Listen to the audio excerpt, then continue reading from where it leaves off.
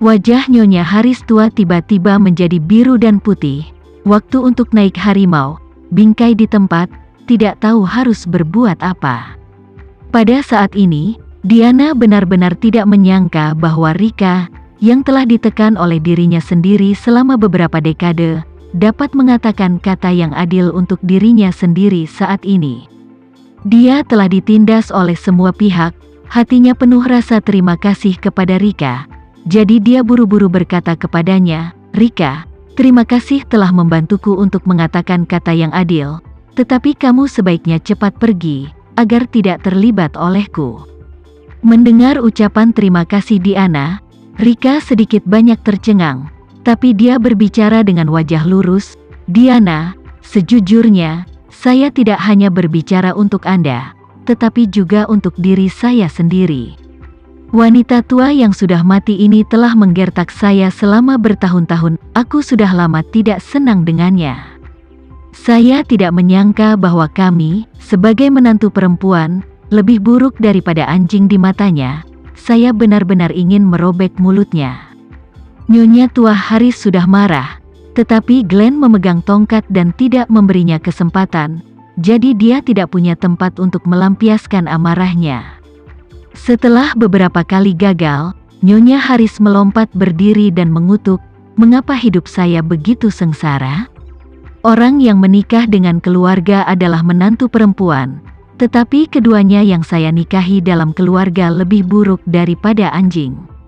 Setelah mengatakan itu, dia menatap Vivian dan berkata dengan gigi terkatup, "Vivian, saya tidak peduli tentang hal lain. Aku hanya peduli pada satu hal, yaitu Diana, wanita jalang ini tidak boleh masuk ke dalam keluarga ini." Vivian juga sedikit marah dan berkata, "Nenek, Anda tidak harus selalu menyalahkan kesalahan orang lain, tetapi sesekali Anda harus memeriksa apakah Anda telah melakukan kesalahan." Setelah mengatakan itu, dia menatap ayahnya, Nuh, dan berkata, "Ayah, kamu selalu menyalahkan ibu karena salah, tetapi apakah kamu pernah berpikir tentang fakta bahwa kalian berdua yang datang dengan ide untuk mengacaukan bibi keduaku? Dan, pada akhirnya, hanya ibuku yang dikirim ke tungku batu bara hitam untuk menderita. Kamu, yang bersembunyi di balik perintah, tidak ada yang terjadi padamu. Omong-omong itu juga ibu yang menanggung semua kesulitan sendirian. Dalam hal ini, kamu masih berpikir hanya untuk menyalahkannya.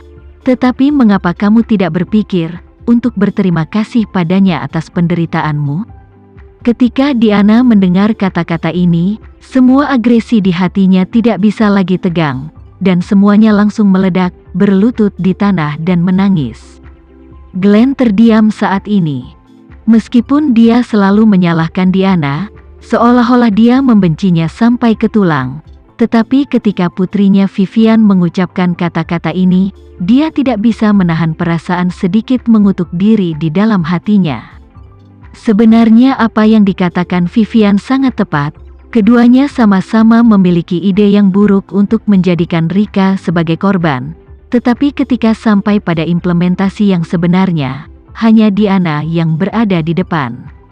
Pada akhirnya, ketika mereka dihukum oleh Tama, Diana yang menderita, tetapi dia, Glenn, tinggal di rumah dan tidak memiliki masalah sama sekali. Jadi, untuk sementara, juga tidak tahu harus berkata apa, tetapi permusuhan di antara Alice telah berkurang banyak. Vivian berkata saat ini ibu juga sangat miskin kali ini. Ketika nenek masih hidup, bibi dan paman meremasnya dengan cara apapun, dia setidaknya bisa memiliki tempat tinggal, makan lengkap. Tapi nenek sudah pergi, dia bahkan tidak punya tempat berlindung dari hujan. Tidak peduli apa, dia adalah ibu yang melahirkanku dan membesarkanku, aku tidak bisa membiarkannya tidur di jalanan. Pada titik ini, Vivian berkata dengan sikap tegas dan kuat yang luar biasa, "Ayah, nenek, jika Anda bersedia menerima ibu kembali, maka biarkan dia tinggal di villa, agar ayah dan kakak akan memiliki satu orang lagi untuk diurus di masa depan, dan tekananmu juga bisa sedikit berkurang, nenek."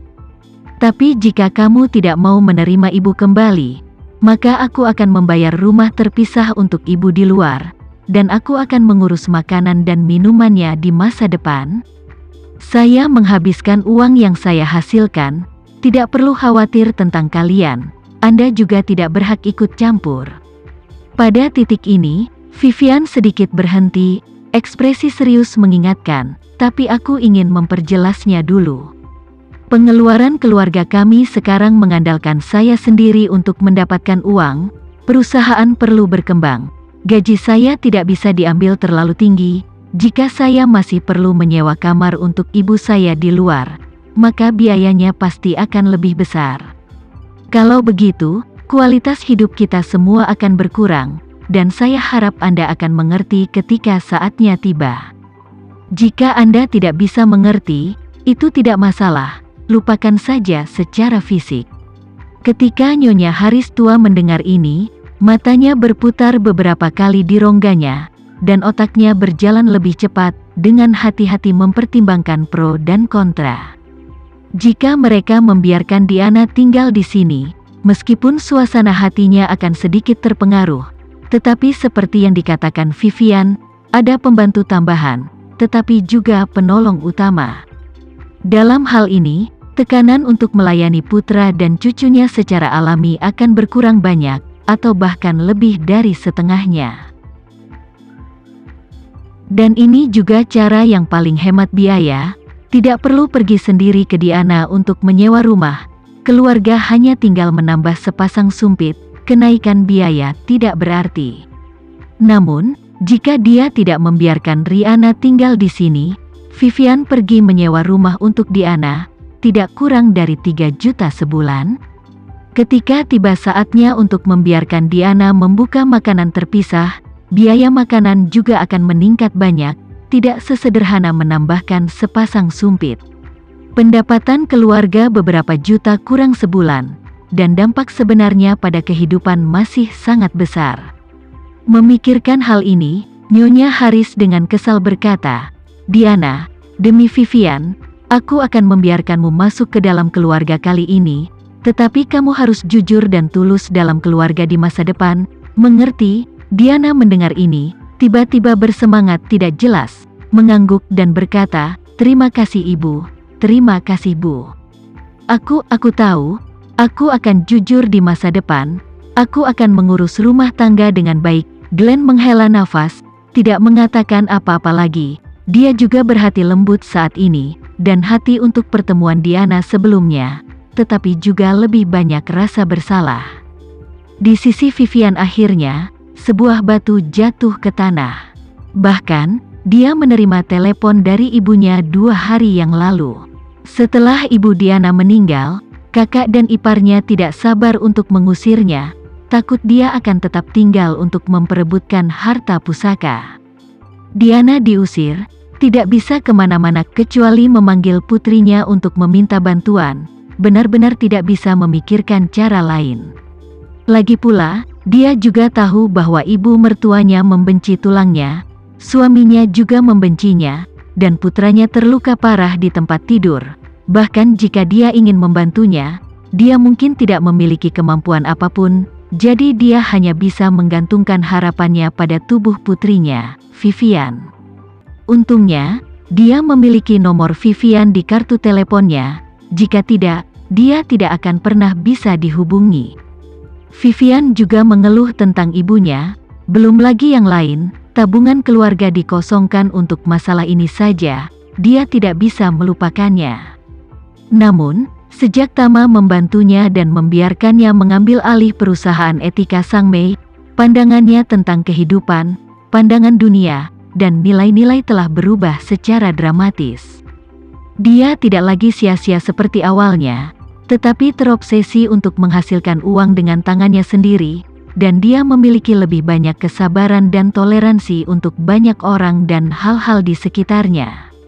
Begitu dia mendengar bahwa ibunya sekarang tinggal di tempat tanpa masa depan, dia membiarkan ibunya kembali tanpa ragu-ragu. Karena dia merasa tidak bisa duduk diam dan membiarkan ibunya menderita dengan cara apapun.